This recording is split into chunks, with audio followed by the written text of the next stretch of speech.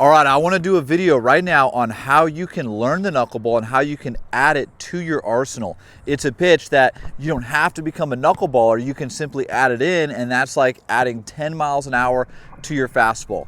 So step number one is you have to understand kind of the concept of it and the grip. And so the concept is that we're throwing it with our fingertips right here. We want our nails usually about medium length. They'll dig in a little bit. It's kind of a feeling of fingertips and nails in the ball at the same time. All right, some people think their nails have to be too long and their nails are bending. That makes it tougher. Some people have really short nails. They need to grow them out a little bit more to make it easier to throw. It's not a knuckles pitch. I still see so many kids, they're coming to me with it and they're like, oh, this is how I throw my knuckleball. Then we have to kind of reteach it. You could actually throw a decent one like this, but you're never really gonna get it to be totally nasty. And so that's important. Now, how many fingers do we use? Now, every Major League knuckleballer pretty much is going to be 2 fingers, and the grip doesn't matter too much as far as where on the ball. There's guys here, there's guys here, there's guys down here. It's all fine. Usually guys go 2 seams like this, but I've seen guys coming up that are throwing it 4 seam. And so it doesn't matter too much. You want to find a spot that's comfortable. Now, one thing to consider as far as that is, where's my thumb placement? Here, it's going to be, for me, usually right on the seam right there. Some guys like the thumb on the leather, so they might grip it like right there. Or, a lot of other places, you're not going to be on the seam, which for some guys makes a big difference. Now let's talk about the release, and then we can talk about some drills to help you. So release-wise, everybody's a little bit different too, so this is where you have to put a lot of practice into it.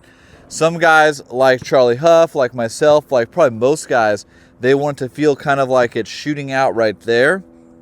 So the wrist isn't necessarily super tight, but it's not just like floppy either. And the biggest key is extending through it all the way. Some guys like it. Phil Necro will talk about, he wants to feel like he's squeezing the ball. He has a tight grip, and it's almost like his palm is shooting the ball out.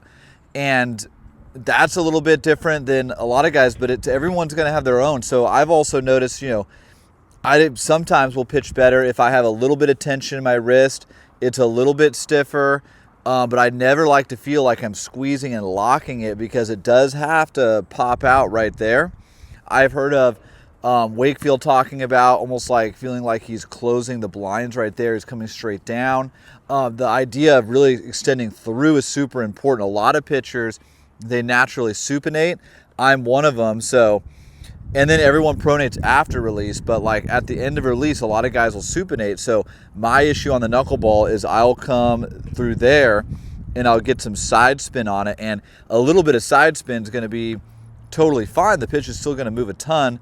The issue is when every single knuckleball has side spin in the same direction, because then the hitters are going to get a little bit of an idea of where it might move, which makes it easier. So ideally, you're going to come through as straight as possible. So some pitches will move this way, some will move that way, down, some will kind of almost float upward. When it can move in every single direction, that's when you're going to be most effective with the knuckleball. Now, as far as like drills, where are we going to start with that? Well, once we know the grip and we kind of have some concepts of how it's going to be released, we would want to start with just kind of like tossing it into our hand just right there. Just feeling it come out. Obviously, you can have a glove too, makes it easier. I would say right here, just toss it straight up in the air. These are drills I learned from Charlie Huff to help with the ball just coming out of your fingertips right there. You could toss it straight up just like that, and then pay attention to how it's coming off your fingers, whether it's coming off top spin, back spin, side, is it catching your thumb? If you can throw the ball consistently with top spin, that's where I like to start with players, is get top spin on the ball. You're throwing it with 3, 4, 5, even 7 or 8 rotations top spin. That's a good place to start, because then you can get that consistent right there. And then from there, okay, I'm getting top spin. Now I'll try to get a little bit more in the center of the baseball and stay through it. You're a lot closer than you think. If you have backspin, like say you're throwing it here and it's coming off backspin every single time, then you have to really focus on dominating the top half of the baseball. That's super important. So another drill would be like tossing it into a wall. That's a really good drill. All right, so now I'm just against the wall right here, and I'm just gonna show you guys how I might just toss it, just starting off. And then from there, I would just back up. Now that you have some of these basic fundamental concepts and drills with your knuckleball, you can really start to, kind of move back further. So you saw against the wall, I'm just really close. Then I might move back. Okay, I'm 10 feet away. Do that for 50 throws, then move back. And then once you're back to where you're really throwing it with your whole arm, then you have to take into account the strain in your arms. You're not going to throw 200 throws, but you can throw a lot more than you normally would because you're not throwing at full speed. Knuckleball's by far the easiest pitch on the arm.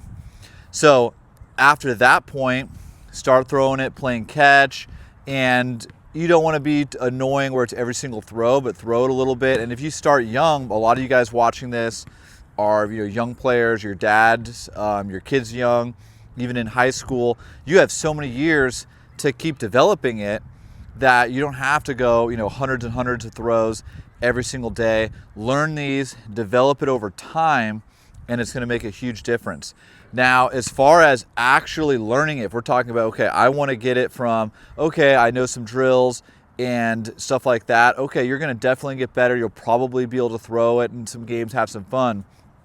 Every pitcher that was serious with the knuckleball had someone that helped them with it. So, Charlie Huff had his group of Hall of Fame and top knuckleball pitchers that helped him.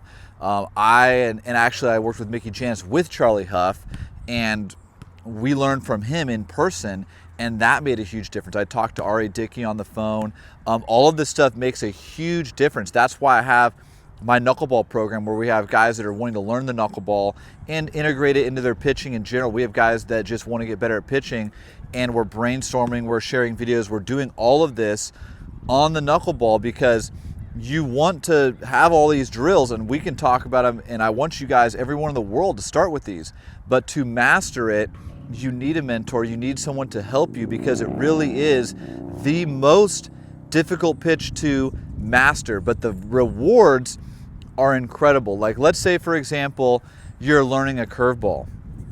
If you master a curve, get it really, really good, you can't throw it every single time. You still need a great fastball. You'll probably need a great changeup. You're still going to need to throw 95 miles an hour to get to the big leagues, even if you master the curveball, which that alone is going to take years and years and years, and a lot of strain on the arm, torque on the arm. You can get injured doing it. Whereas, think about this. If you learn the knuckleball, there's no strain on the arm, so there's no downside. If you master the knuckleball, you don't need anything else. Think about that. We had a guy in our program, actually, he had a labrum surgery. So then he had to try different things. He tried throwing submarine. Then he threw a knuckleball to his coach. Coach's like, yeah, try that. Kept doing it. Then he came to our academy, and we refined it. He got a college offer throwing 65 miles an hour. Now he's building back his arm from labrum surgery, which is tough. He's in the low mid 70s now, and hopefully he gets into the 80s. We can make this guy a big leaguer.